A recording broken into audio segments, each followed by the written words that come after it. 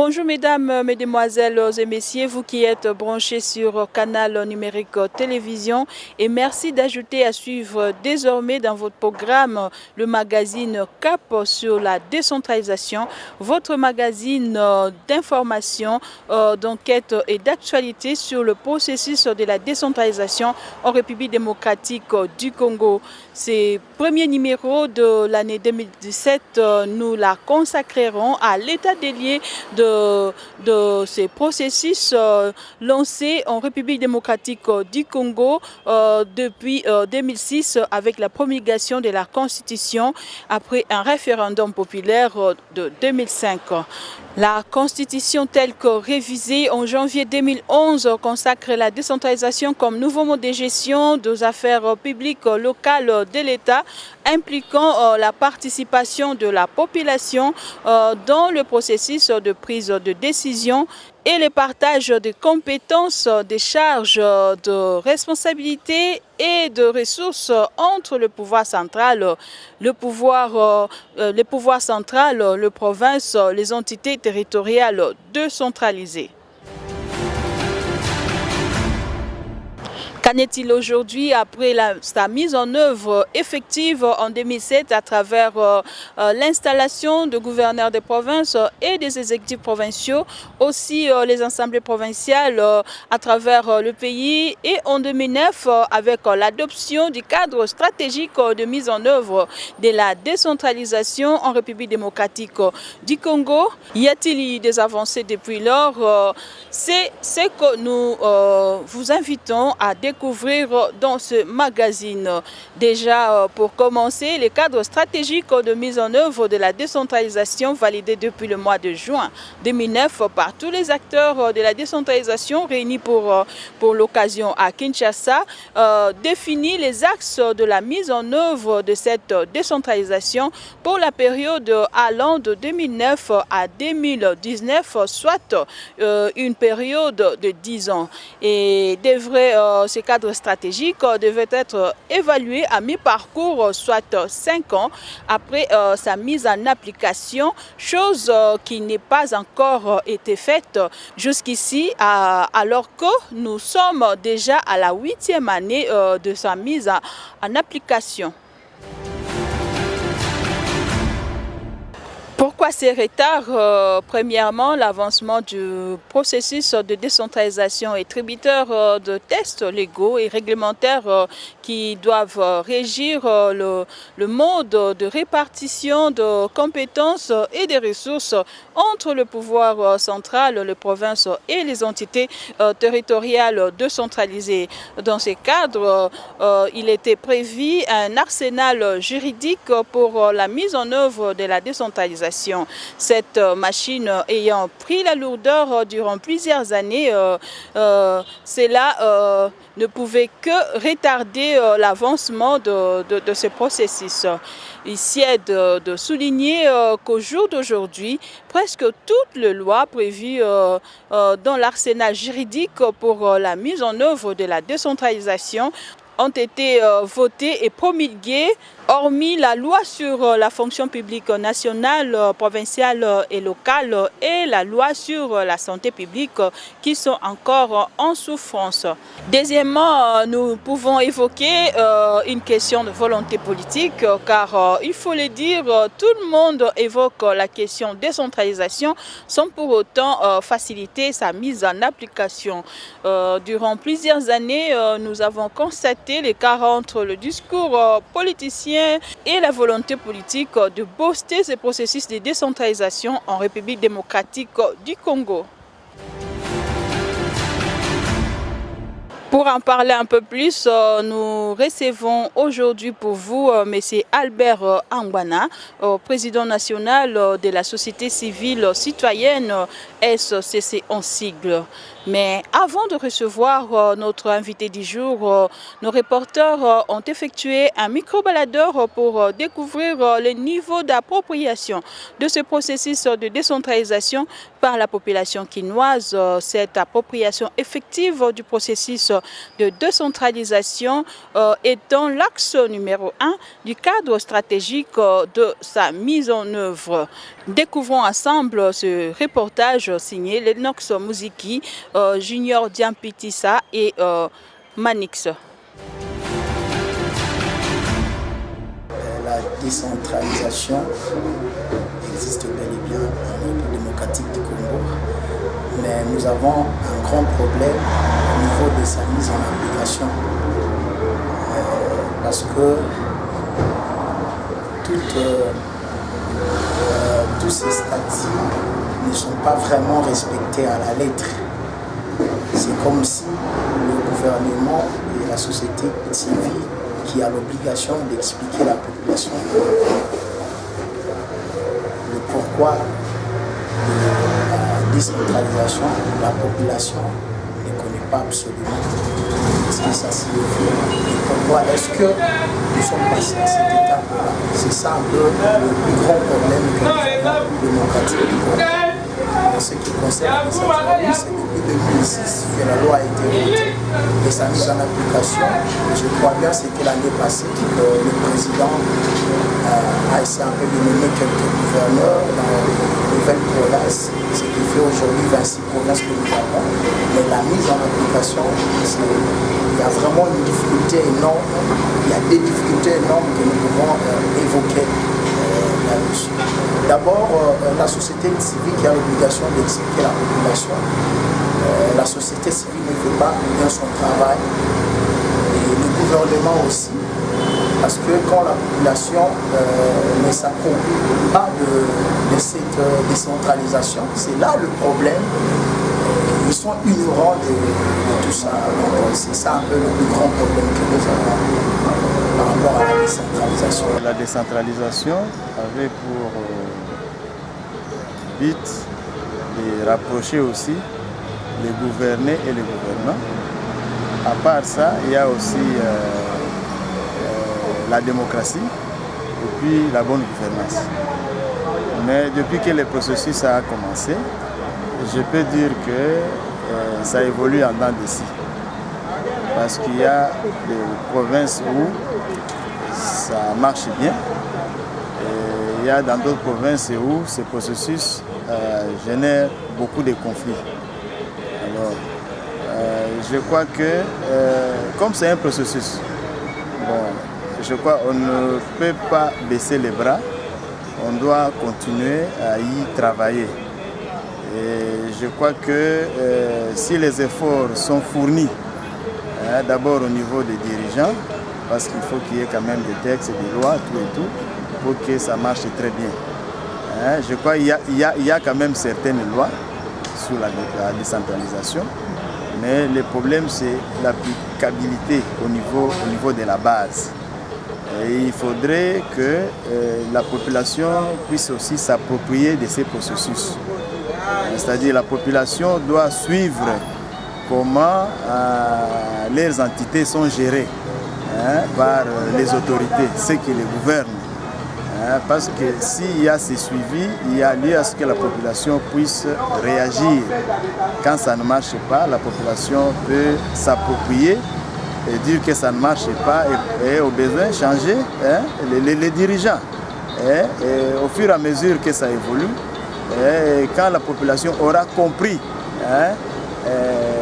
les côtés positifs de ces processus, je crois que les choses pourront marcher très bien. Mais pour le moment, je crois qu'il y a encore des couacs. C'est question seulement de persévérer comme c'est un processus. Avant, les gens, surtout au village, les gens n'arrivaient pas à s'exprimer. Vous voyez, ils ne s'exprimaient pas parce que nous avons un seul président. Et puis le Premier ministre est un seul. Et les gens qui sont au fond là, comment est-ce qu'ils vont s'exprimer? Et qui va leur attendre? Mais quand ils ont un représentant, qui est le gouverneur actuel, qui est le gouverneur, c'est lui qui va parler à propos d'eux, c'est lui qui va se défendre pour eux. Vous voyez, avant c'était un peu difficile. On ne s'occupait même pas de ça. On n'entendait même pas d'autres provinces. On n'entendait même pas parler de ça. Vous voyez, pourquoi? Parce que c'est au fond. Oui. Mais maintenant, quand il y a un représentant, on sait quand même qu'un gouverneur, quand il passe à la télé, c'est tel gouverneur, il représente telle province par exemple. Là, ça dit quelque chose. Voyez. Bon, je crois, pour ce que vous avez dit, à propos de... les gens n'arrivent, surtout les Quinois, n'arrivent pas à mettre dans leur tête que nous avons maintenant 26 provinces. Madame, c'est quelque chose qui peut arriver avec le temps. Moi aussi, ça m'arrive des fois d'oublier. Voyez, ça m'arrive aussi des fois d'oublier, par exemple, au lieu de dire Congo central, je dis Bas Congo. Mais c'est quelque chose, avec le temps, au fur et à mesure que les choses évoluent, moi je pense que ça ira, ça va aller. Je pense mieux, il faut plus sensibiliser les gens, parce que les gens ne sont pas sensibilisés aussi, madame. C'est qui est vrai, les gens ne sont pas sensibilisés. On doit être sensibilisé à tout moment, vous voyez. Donc nous sommes déjà habitués avec 11 provinces, ça date de longtemps. Et depuis que nous avons 26 provinces, disons, il n'y a pas longtemps. Il faut que les gens s'habituent, il faut que les campagnes de sensibilisation pour que les gens arrivent à comprendre que il y a maintenant 26 provinces, il y a des gouverneurs, tout. Donc je pense que c'est ça, madame. Mesdames, Mesdemoiselles et Messieurs, retrouvons à présent notre invité du jour. Albert Rangwana, bonjour. Bonjour. Vous êtes le président national de la société civile citoyenne et nous vous recevons dans ce cadre. Ok. Pour la première question, dites-nous d'abord pourquoi la décentralisation comme mode de gestion de la République démocratique du Congo et quels sont les enjeux? Le choix de la décentralisation comme nouveau mode de gestion du pays, c'est parce qu'on s'est rendu compte que la centralisation du pouvoir n'a pas amené le développement, il a amené l'échec sur tout le plan, sur le plan social, sur le plan des infrastructures et tout ça. C'est pourquoi on a jugé bon que le développement puisse partir de la base, c'est-à-dire que le peuple au niveau de la base, au niveau des entités décentralisées à qui on transfère les pouvoirs et les compétences, puisse faire le choix de projets de développement au niveau de la base. Voilà pourquoi la décentralisation de notre pays n'est pas à sa première tentative. Il y a eu plusieurs tentatives, mais cette fois-ci, nous nous sommes mis, le gouvernement a vraiment montré de la volonté politique, on est en train d'y aller. C'est ainsi que vous verrez par exemple que nous avons le découpage territorial, parce qu'il ne faut pas confondre découpage territorial et décentralisation, parce qu'on peut décentraliser sans découper, tout comme on peut découper sans décentraliser. En fait, la décentralisation, c'est le transfert, la volonté de bien vouloir donner le pouvoir, c'est-à-dire les compétences et l'argent aux entités décentralisées pour qu'ils puissent impulser le développement à partir d'en bas. Monsieur Albert Rangwana, vous avez suivi le reportage que nous venons de proposer sur le niveau d'appropriation de la décentralisation par la population quinoise. Cette appropriation qui fait partie de l'axe numéro 1 du cadre stratégique de mise en œuvre de la décentralisation, c'est ce mot dans sigle. Alors, que pensez-vous de cette appropriation après plusieurs années de campagne de communication sociale par le ministère ayant en charge la décentralisation? Oui, effectivement, depuis que la décentralisation a été lancée, il y a eu un forum national qui avait réuni les différentes forces vives de la nation pour définir les axes prioritaires de la décentralisation, les 7 axes prioritaires de la décentralisation. Parmi ces axes prioritaires, vous avez l'appropriation de la décentralisation, c'est-à-dire la connaissance de la décentralisation. C'est quoi la décentralisation? Pourquoi on a décentralisé? Il faudra que la population puisse s'approprier la décentralisation. Mais à ce jour, les gens, même les intellectuels au niveau le plus élevé, ont du mal à vous expliquer c'est quoi exactement la décentralisation.